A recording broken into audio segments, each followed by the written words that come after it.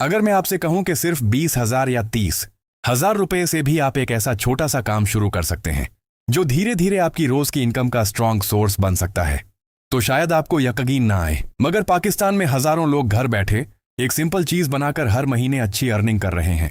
ये ऐसा काम है जो ना ज्यादा कॉम्प्लिकेटेड है, ना ही इसके लिए किसी हाई डिग्री की जरूरत होती है। बस थोड़ी सी मेहनत, सफाई का ख्याल और थोड़ा सा मार्केटिंग सेंस हो तो ये काम आपके लिए एक स्टेबल बिजनेस बन सकता है।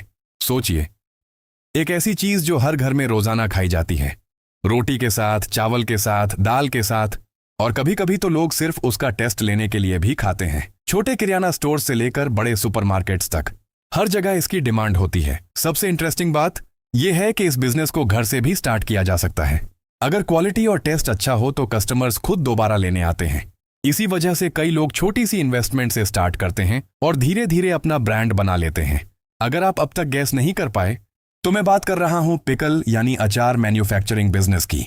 पाकिस्तान में अचार की डिमांड बहुत ज्यादा है। मैंगो अचार, मिक्स अचार, लेमन अचार, कैरेट अचार, हर टाइप का अचार मार्केट में बिकता है। अगर आप स्मॉल लेवल पर स्टार्ट करना चाहते हैं तो आपको ज्यादा हैवी मशीनरी की जरूरत नहीं होती। शुरू में सिर्फ food grade plastic drums, cutting knifes, mixing tubs और पैकिंग जार्स चाहिए होते हैं। ये सब मिलाकर लगभग 20 से 30,000 रुपए में अरेंज हो जाता है। रॉ मटेरियल में आम, नींबू या मिक्स सब्जियां, सरसों का ऑनियल, नमक, हल्दी, मिर्च और मसाले यूज होते हैं। अगर आप 10,000 रुपए का रॉ मटेरियल खरीदते हैं तो उससे तकरीबन 80 से 100 किलो अचार तैयार हो जाता है।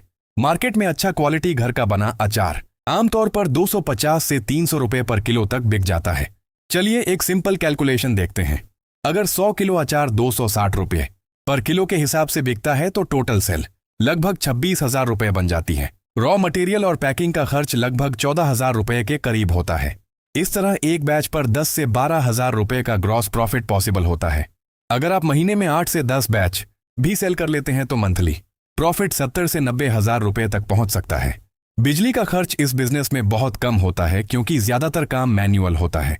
मेंटेनेंस भी ज्यादा नहीं होती, बस सफाई और हाइजीन का ख्याल रखना जरूरी होता है। अगर कोई मीडियम लेवल पर काम करना चाहता है तो वो सेमी ऑटोमेटिक वेजिटेबल कटर और सीलिंग मशीन ले सकता है। पाकिस्तान में ये मशीनें 1.5 लाख से 2 लाख रुपए तक मिल जाती हैं। इस लेवल पर आप रोजाना 150 से 200 किलो अचार प्रोड्यूस कर सकते हैं और फिर अपना प्रोडक्ट किराना स्टोर्स और सुपरमार्केट्स को सप्लाई कर सकते हैं। लोकेशन भी इस बिजनेस में इंपॉर्टेंट होती है। अगर आप किसी ऐसे एरिया में हैं जहां सब्जी मंडी या फ्रूट मार्केट करीब हो तो रॉ मटेरियल सस्ता मिल जाता है, और अगर आपका नेटवर्क किराना शॉप्स तक पहुंच जाए तो सेल्स और भी स्टेबल हो जाती हैं। लेकिन हर बिजनेस की तरह इसमें भी रिस्क होता है। अगर सफाई का ख्याल ना रखा जाए तो अचार जल्दी खराब हो सकता है।